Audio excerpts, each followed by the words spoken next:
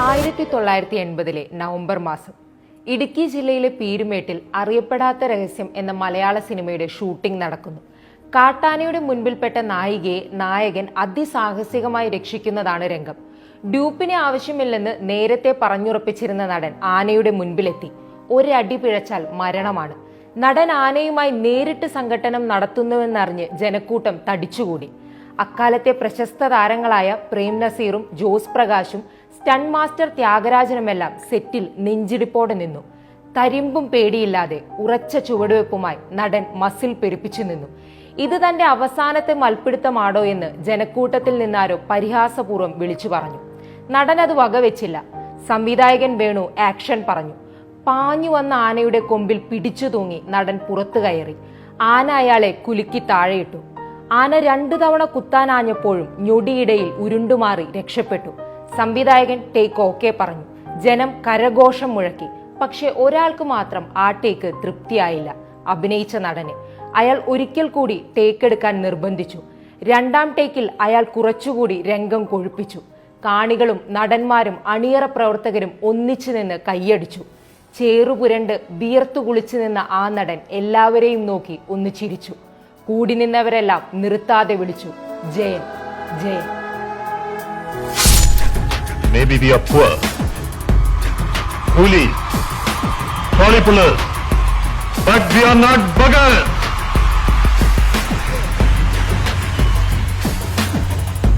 ചുമ്മാ പോണം ചേട്ടാ, അവനെ ബഹുമാനിക്കാൻ തന്തെടുത്തെന്ന് പറയാൻ പറ. കൊല്ലാൻ ധൈര്യമുള്ളവർക്ക് എന്റെ മുന്നിൽ വന്ന് നിർത്താം.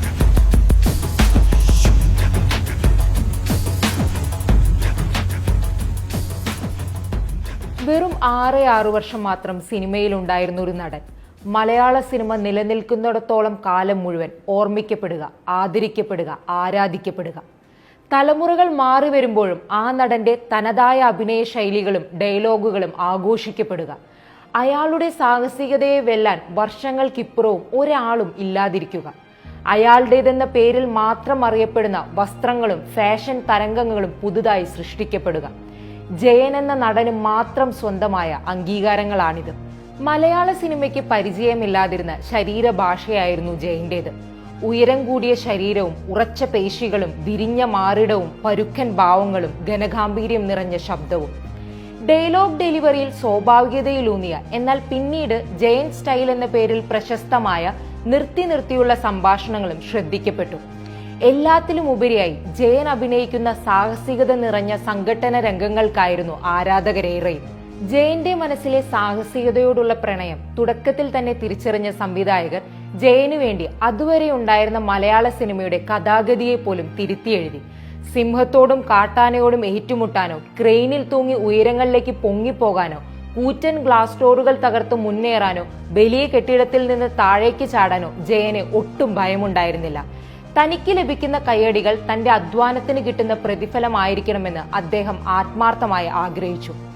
ചെറിയ സ്റ്റണ്ടുകളിൽ പോലും ഡ്യൂപ്പിനെ ഉപയോഗിച്ചിരുന്ന അക്കാലത്ത് എത്ര സാഹസികത നിറഞ്ഞ രംഗവും താൻ തന്നെ ചെയ്തോളാമെന്ന് ജയൻ സംവിധായകരെ കൊണ്ട് സമ്മതിപ്പിച്ചു.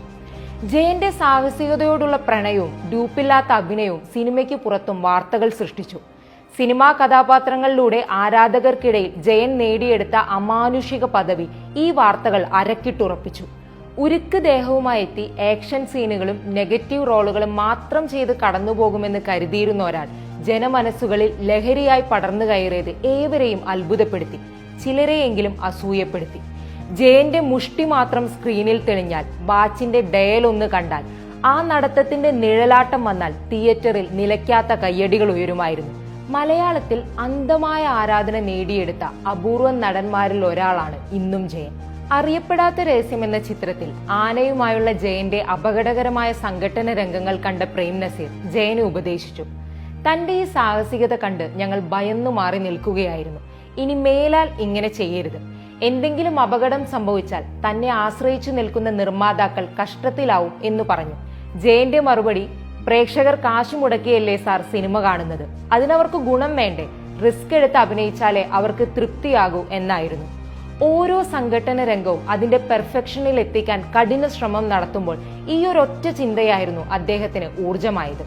കൊല്ലം ജില്ലയിലെ തേവള്ളിക്കൊട്ടാരം വീട്ടിൽ മാധവൻ പിള്ളയുടെയും ഭാരതി അമ്മയുടെയും മൂത്ത മകനായി 1939 ജൂലൈ 25-നാണ് ജയൻ എന്ന പേരിൽ പിന്നീട് പ്രശസ്തനായ കൃഷ്ണൻ നായർ ജനിച്ചത്. ബേബി എന്നായിരുന്നു വിളിപ്പേര്. കുട്ടിക്കാലത്ത് കലാകായിക രംഗത്ത് മിടുക്കനായിരുന്ന കൃഷ്ണൻ സ്കൂളിലെ പ്രസംഗ മത്സരങ്ങളിൽ കഴിവ് തെളിയിച്ചിരുന്നു. കൃഷ്ണന്റെ ശബ്ദഗാംഭീര്യം അന്ന് തന്നെ ശ്രദ്ധിക്കപ്പെട്ടിരുന്നു. 10ാം ക്ലാസ് പഠനം പൂർത്തിയാക്കിയ കൃഷ്ണന് അച്ഛന്റെ മരണത്തെ തുടർന്ന് വീട്ടിലുണ്ടായ ബുദ്ധിമുട്ടുകൾ കാരണം തുടർ പഠനം സാധ്യമായില്ല. തുടർന്ന് 15ാം വയസ്സിൽ ഇന്ത്യൻ നേവിയിൽ ചേർന്നു. സ്കൂളിലെ NCCയിൽ ബെസ്റ്റ് കേഡറ്റ് ആയിരുന്നത് നേവി പ്രവേശനം എളുപ്പമാക്കി. 1954 മുതൽ 70 വരെ നേവിയിൽ സേവനമനുഷ്ഠിച്ച Krishnan Nair master chief CPO റാങ്കിൽ എത്തിയ ശേഷമായിരുന്നു വിരമിക്കുന്നത്. നേവിയിൽ ജോലി ചെയ്യുന്ന കാലത്താണ് തന്റെ ഉള്ളിലെ നടനെ കൃഷ്ണൻ നായർ തിരിച്ചറിയുന്നത്. ചില കലാപരിപാടികളിലും ആനിവേഴ്സറികളിലും ചെറിയ സ്കിറ്റുകളിൽ അദ്ദേഹം അഭിനയിച്ചിരുന്നു.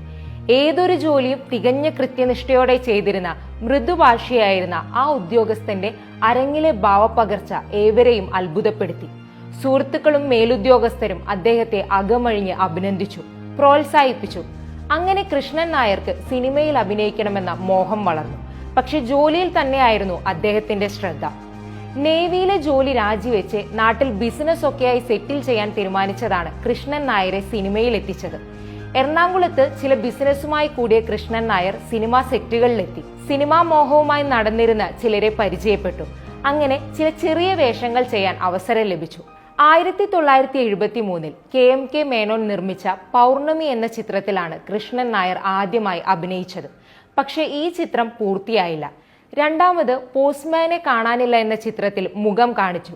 സ്ക്രീനിൽ തന്നെ കാണാനായി കാത്തിരുന്ന അദ്ദേഹത്തിന് ഒരു മിന്നായം പോലെ തന്റെ മുഖം വന്നു പോകുന്നതേ കാണാൻ കഴിഞ്ഞുള്ളൂ. ചെറിയ നിരാശ തോന്നിയെങ്കിലും വീണ്ടും സിനിമാ മോഹവുമായി കൊച്ചിയിൽ തന്നെ കറങ്ങി. കൊച്ചിയിലെ ഒരു ഡ്രൈ ക്ലീനിംഗ് കടയാണ് കൃഷ്ണൻ നായരുടെ ജീവിതത്തിൽ വഴിത്തിരിവായത്. അക്കാലത്തെ മലയാളത്തിലെ പ്രധാന നടന്മാരിൽ ഒരാളായ ജോസ് പ്രകാശിന്റേതായിരുന്നു ഈ ഡ്രൈ ക്ലീനിംഗ് ഷോപ്പ്. മകൻ രാജൻ പ്രകാശനായിരുന്നു കട നടത്തിപ്പുകാരൻ.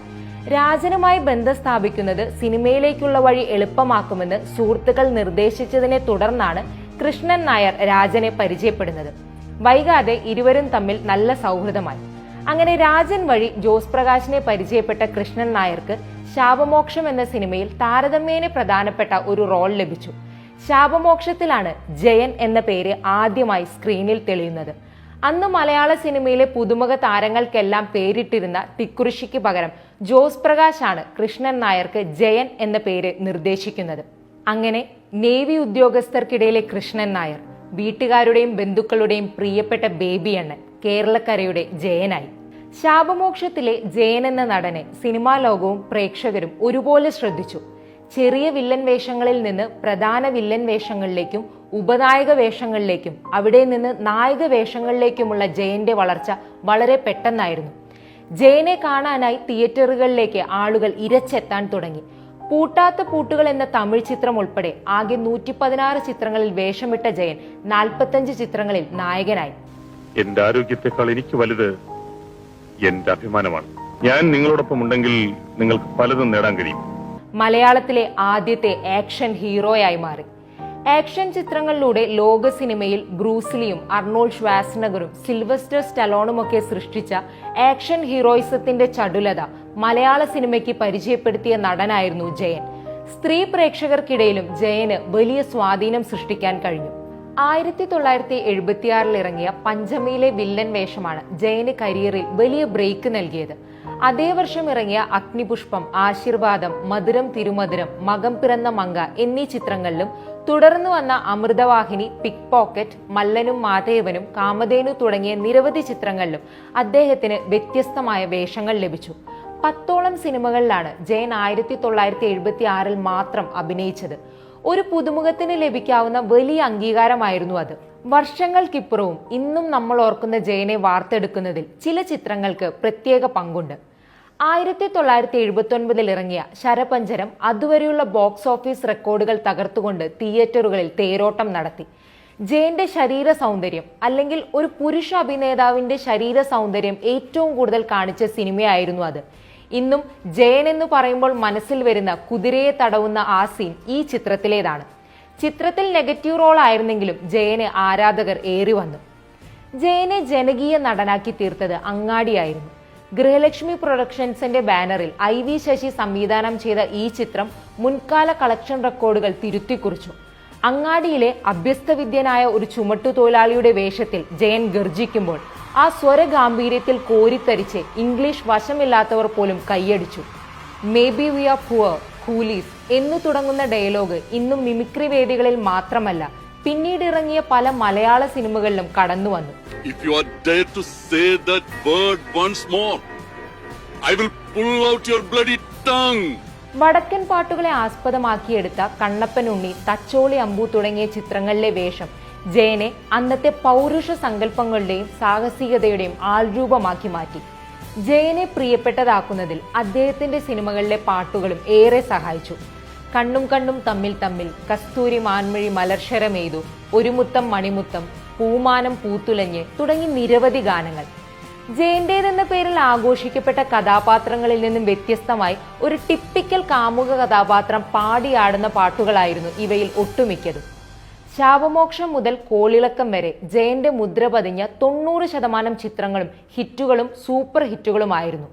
നായകനായി തിളങ്ങി നിൽക്കുമ്പോഴും ജയൻ മറ്റു താരങ്ങൾക്കൊപ്പം സഹനടനാകാൻ മടി കാണിച്ചിരുന്നില്ല. പ്രേം നസീർ ജയൻ കോമ്പിനേഷൻ ആളുകൾക്ക് ഏറെ പ്രിയപ്പെട്ടതാകാൻ തുടങ്ങിയിരുന്നു. നായാട്ട്, ലവ് ഇൻ സിംഗപ്പൂർ, ചന്ദ്രഹാസം, ഇരുമ്പഴികൾ തുടങ്ങി നിരവധി ചിത്രങ്ങളിൽ ഇരുവരും അഭിനയിച്ചു. സുകുമാരനും മധുവിനുമൊപ്പവും സമാനമായ രീതിയിൽ ജയൻ വേഷങ്ങൾ ചെയ്തു. ജയന്റെ ബെൽബോട്ടം പാൻസും കോട്ടും കൂളിംഗ് ഗ്ലാസും ബനിയനുമെല്ലാം അന്നത്തെ ഫാഷൻ സ്റ്റേറ്റ്മെന്റുകളായി. പണ്ട് ജയന്റെ ഹൃദയം എന്ന പേരിൽ വളകൾ ഇറങ്ങിയിരുന്നു. അന്നത്തെ കോളേജ് കുമാരികൾ വെള്ളയിൽ പല വർണ്ണപ്പൊട്ടുള്ള ഡിസൈനിലുള്ള ആ വളകൾ അണിഞ്ഞു നടന്നു. ശരീര സൗകുമാര്യവും ഗാംഭീര്യവും തന്നെയായിരുന്നു ജയനെ അഭിനയ സാധ്യതയുള്ള വ്യത്യസ്തമായ വേഷങ്ങൾ ചെയ്യുന്നതിൽ നിന്നും തടഞ്ഞത്. വിരിഞ്ഞ മാറിടവും കായികാഭ്യാസവും പഞ്ച് ഡയലോഗുകളും മാത്രമായി പോയിരുന്നു ഒരു ഘട്ടത്തിന് ശേഷം ജയന് ലഭിച്ചിരുന്ന വേഷങ്ങൾ. കരിയറിന്റെ തുടക്കത്തിൽ ലഭിച്ച ശ്രീകുമാരൻ തമ്പിയുടെ ഏതോ ഒരു സ്വപ്നം എന്ന ചിത്രത്തിലേതുപോലെ വ്യത്യസ്തമായ നിരൂപക ശ്രദ്ധ നേടിയ റോളുകൾ അദ്ദേഹത്തിന് അധികം ലഭിച്ചില്ല. ഒരുപക്ഷെ അല്പകാലം കൂടി ജീവിച്ചിരുന്നെങ്കിൽ കൂടുതൽ അഭിനയ സാധ്യതയുള്ള വെല്ലുവിളി നിറഞ്ഞ കഥാപാത്രങ്ങൾ അദ്ദേഹത്തെ തേടിയെത്തുമായിരുന്നിരിക്കണം. ആകാരവടിവിലും ശബ്ദ ഗാംഭീര്യത്തിലുമായി താൻ ടൈപ്പ് കാസ്റ്റ് ചെയ്യപ്പെടുകയാണെന്ന് കയ്യടി മുഴക്കങ്ങൾക്കിടയിലും ജയൻ തിരിച്ചറിഞ്ഞിരുന്നു. വ്യത്യസ്തമായ വേഷങ്ങൾക്കായി അദ്ദേഹം ആഗ്രഹിച്ചു. കച്ചവട സിനിമയിലെ താരപുരുഷനായി നിൽക്കുമ്പോഴും അത്തരം ചെറിയ വേഷങ്ങൾ ചെയ്യാൻ തയ്യാറായി. രണ്ടു പെൺകുട്ടികൾ എന്ന ചിത്രത്തിലെ വേഷവും ശ്രീകുമാരൻ തമ്പി ചെയ്ത ചിത്രത്തിൽ സന്യാസി വര്യനായി പ്രത്യക്ഷപ്പെട്ടതുമെല്ലാം ഈ ആഗ്രഹത്തിന്റെ പ്രതിഫലനമായിരുന്നു. കച്ചവട സിനിമയിൽ തിളങ്ങി നിൽക്കുന്ന സോമനും സുകുമാരനും മധുവിനും പ്രേം നസീറിനുമെല്ലാം വ്യത്യസ്ത വേഷങ്ങൾ ലഭിക്കുമ്പോഴും തനിക്ക് മാത്രം അത്തരം അവസരം ലഭിക്കാതിരിക്കുന്നതിൽ ജയൻ ദുഃഖിതനായിരുന്നുവെന്ന് സുഹൃത്തുക്കൾ വെളിപ്പെടുത്തിയിട്ടുണ്ട്. എങ്കിലും താൻ ജീവനോളം സ്നേഹിക്കുന്ന സിനിമാ മേഖലയുടെ വിജയത്തിനായി ഇത്തരം സ്റ്റീരിയോ ടൈപ്പുകൾ അനിവാര്യമാണെന്നും അദ്ദേഹം തന്നെ പറഞ്ഞു. കച്ചവട സിനിമകളിൽ ജയൻ അല്പമെങ്കിലും വൈവിധ്യം നിറഞ്ഞ വേഷങ്ങൾ നൽകിയത് IV ശശിയായിരുന്നു. സിനിമയിലെ മസിൽ മന്നനായ ഉറച്ച ശബ്ദത്തിൽ കാർക്കശ്യത്തോടെ മാത്രം സംസാരിക്കുന്ന കടുംപിടുത്തക്കാരനിൽ നിന്നും തികച്ചും വ്യത്യസ്തനായിരുന്നു സിനിമയ്ക്ക് പുറത്തുള്ള ജയൻ. സിനിമയ്ക്ക് അകത്തും പുറത്തും ഉറച്ച സൗഹൃദങ്ങൾ അദ്ദേഹത്തിനുണ്ടായിരുന്നു. ഏതൊരാളോടും സൗമ്യമായി മാത്രം ഇടപെടുന്ന വ്യക്തിത്വമെന്ന് അദ്ദേഹത്തെക്കുറിച്ച് വന്ന ഓർമ്മക്കുറിപ്പുകളിലെല്ലാം പലതവണ പരാമർശിക്കുന്നുണ്ട്. സൗഹൃദത്തിന്റെയും സാഹോദര്യത്തിന്റെയും സ്നേഹപ്രകാശമായിരുന്നു ജയൻ എന്നാണ് എഴുത്തുകാരൻ ജോൺ പോൾ വിശേഷിപ്പിച്ചത്. സിനിമയിലേക്ക് പുതുതായി കടന്നുവരുന്ന എല്ലാവരുടെയും വളർച്ചയ്ക്ക് തന്നാലാവും വിധം ജയൻ സഹായിച്ചിരുന്നെന്നും അദ്ദേഹം പറയുന്നു. സാഹസികതയോടുള്ള അടങ്ങാത്ത അഭിനിവേശം ഒടുവിൽ ജയന്റെ മരണത്തിൽ കലാശിച്ചു. സിനിമയിൽ കത്തി നിൽക്കുന്ന സമയത്താണ് ജയൻ വിടവാങ്ങിയത്. സിനിമയുടെ സാഹസിക രംഗങ്ങളെ മറ്റെന്തിനേക്കാളും ആസ്വദിച്ച ജയന്റെ മരണവും അത്തരമൊരു രംഗത്തിന്റെ ചിത്രീകരണത്തിനിടയിലായിരുന്നു. 1980 നവംബർ 16 ചെന്നൈക്കടുത്തുള്ള ഷോളാവാരത്ത് കോളിളക്കം എന്ന സിനിമയുടെ ക്ലൈമാക്സ് രംഗത്തിന്റെ ഷൂട്ടിംഗ് നടക്കുന്നു. ജയൻ ബൈക്കിലെത്തി ഹെലികോപ്റ്ററിലേക്ക് ചാടിക്കയറി തൂങ്ങിയാടിക്കൊണ്ടുള്ള ഫൈറ്റ് സീനിന്റെ ചിത്രീകരണമാണ്. 3 തവണ ഈ സീൻ ഷൂട്ട് ചെയ്തു. 3ാമത്തെ ഷോട്ട് സംവിധായകൻ PN സുന്ദരത്തിനും മറ്റുള്ളവർക്കുമെല്ലാം ഇഷ്ടപ്പെട്ടു. പക്ഷേ സാഹസിക രംഗങ്ങൾ അതിന്റെ പൂർണ്ണതയിൽ ചെയ്യണമെന്ന നിർബന്ധമുണ്ടായിരുന്ന ജയന് അത്രയ്ക്ക് തൃപ്തി തോന്നിയില്ല. ജയന്റെ നിർബന്ധത്തിന് വഴങ്ങി സംവിധായകൻ അടുത്ത ഷോട്ടിന് സമ്മതിച്ചു. Roll, camera, action. ഹെലികോപ്റ്ററിൽ പൈലറ്റും ബാലൻ കെ നായരും, സുകുമാരൻ ഓടിക്കുന്ന ബൈക്കിന്റെ പിറകിൽ ജയൻ. പക്ഷേ കാര്യങ്ങൾ കൈവിട്ടുപോയി. ബൈക്കിൽ നിന്നും ഹെലികോപ്റ്ററിലേക്ക് ജയൻ ചാടിക്കയറി. ഹെലികോപ്റ്ററിന് നിയന്ത്രണം നഷ്ടപ്പെട്ടു. ഇടിച്ചിറങ്ങി. ഹെലികോപ്റ്ററിന് താഴെ ചോരയിൽ മുങ്ങിക്കുളിച്ച് ജയൻ. ഉടൻ ആശുപത്രിയിൽ എത്തിച്ചെങ്കിലും ജീവൻ രക്ഷിക്കാനായില്ല. ഹെലികോപ്റ്ററിൽ നിന്നുള്ള രംഗമാണ് ചെയ്യാൻ പോകുന്നതെന്നറിഞ്ഞ ജയനോട് പ്രേം നസീറും ജയഭാരതിയും ത്യാഗരാജൻ മാസ്റ്ററുമെല്ലാം ഡ്യൂപ്പിനെ ഉപയോഗിക്കണമെന്ന് പലതവണ പറഞ്ഞു. അവരോടെല്ലാം ജയൻ ഒരേ മറുപടി ആവർത്തിച്ചു: ഒരു ഡ്യൂപ്പ് ജീവൻ പണയം വെച്ച് അഭിനയിച്ച് കിട്ടുന്ന പണം എനിക്ക് വേണ്ട, ഞാൻ സൂക്ഷിച്ചോളാം, എനിക്കൊന്നും സംഭവിക്കില്ല. ആത്മവിശ്വാസം നിറഞ്ഞു നിൽക്കുന്ന ചിരിയോടെ ജയൻ പറഞ്ഞു. ഒന്ന് കരുതണേ ജയ എന്ന് പറഞ്ഞിരുന്നവരോടെല്ലാം ജയൻ ആവർത്തിച്ചിരുന്ന ഈ വാക്കുകൾ ഓർത്ത് അന്ന് സിനിമാ ലോകം വിതുമ്പി. ജയന്റെ മരണസമയത്ത് ഹിറ്റായി ഓടുകയായിരുന്ന ചിത്രമായ ദീപത്തിൽ ജയന്റെ മരണവാർത്ത ചേർത്തു. ഈ ചിത്രം കണ്ടുകൊണ്ടിരുന്ന ആരാധകർ പൊട്ടിക്കരഞ്ഞ് തിയേറ്ററിന്റെ പുറത്തേക്കോടി. ചിലർ വിശ്വസിക്കാൻ കഴിയാതെ അമ്പരന്ന് നിന്നു. ജയന്റെ മൃതദേഹം ചെന്നൈയിൽ നിന്ന് പ്രത്യേക വിമാനത്തിൽ നാട്ടിലെത്തിച്ചു. തുടർന്ന് മൃതദേഹം വിലാപയാത്രയായി അദ്ദേഹത്തിന്റെ വീട്ടിലെത്തിച്ച ശേഷം വീട്ടുവളപ്പിൽ അച്ഛന്റെ അന്ത്യവിശ്രമ സ്ഥാനത്തിനടുത്ത് പൂർണ്ണ ഔദ്യോഗിക ബഹുമതികളോടെ സംസ്കരിച്ചു. അനുജൻ സോമൻ നായരായിരുന്നു ചിതയ്ക്ക് തീ കൊളുത്തിയത്. തങ്ങളുടെ ആരാധനാ പുരുഷനെ അവസാനമായി ഒരു നോക്ക് കാണാൻ ആയിരങ്ങൾ ഒഴുകിയെത്തി. ജനക്കൂട്ടത്തെ നിയന്ത്രിക്കാൻ പോലീസ് ബുദ്ധിമുട്ടി. ജയന്റെ മരണത്തോടെ തകർന്നുപോയ അദ്ദേഹത്തിന്റെ അമ്മ തുടർന്ന് കിടപ്പിലാവുകയും 2 വർഷങ്ങൾക്ക് ശേഷം മരിക്കുകയും ചെയ്തു. ഹ്രസ്വമായ സിനിമാ ജീവിതത്തിനിടയിൽ വിവാദങ്ങളിലൊന്നും വരാതിരുന്ന ജയന്റെ അപ്രതീക്ഷിത അപകട മരണം മലയാള സിനിമയിൽ ഇന്നും തുടരുന്ന വിവാദമാണ്. ആ അപകട മരണത്തിന് പിന്നിലെ ദുരൂഹതകളെക്കുറിച്ചുള്ള നിരവധി കഥകൾ ഇന്നും പുറത്തു വന്നുകൊണ്ടിരിക്കുന്നു. ജയന്റെ ജന്മസ്ഥലമായ കൊല്ലത്തെ ഓലയിൽ ഇന്ന് ജയൻ നഗർ എന്ന പേരിലാണ് അറിയപ്പെടുന്നത്.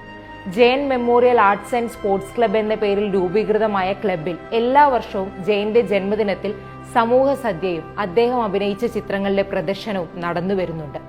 ജയൻ ഒരു വാൽനക്ഷത്രമാണ്. മലയാള സിനിമയുടെ ചരിത്രത്തിൽ അയാൾ വന്നുപോയത് ഒരു വാൽനക്ഷത്രം മിന്നിപ്പാഞ്ഞു പോകുന്ന വേഗത്തിലാണ്. ജീവിതത്തിൽ ഒറ്റത്തവണ മാത്രമേ കണ്ടിട്ടുള്ളൂവെങ്കിലും ഒരു വാൽനക്ഷത്രത്തെ നാം ഓർത്തിരിക്കുമെന്ന പോലെ ജയനെ എന്നും മലയാള സിനിമാ ലോകം ഓർക്കും. ജയന് മുൻപും ശേഷവും താരങ്ങൾ വന്നു, അരങ്ങു നിറഞ്ഞാടി, സൂപ്പർ സ്റ്റാർ പരിവേഷങ്ങൾ നേടി. പക്ഷെ മലയാളത്തിലെ ഒരേ ഒരു ആക്ഷൻ ഹീറോ എന്ന പദം അതെന്നും ജയന് സ്വന്തം.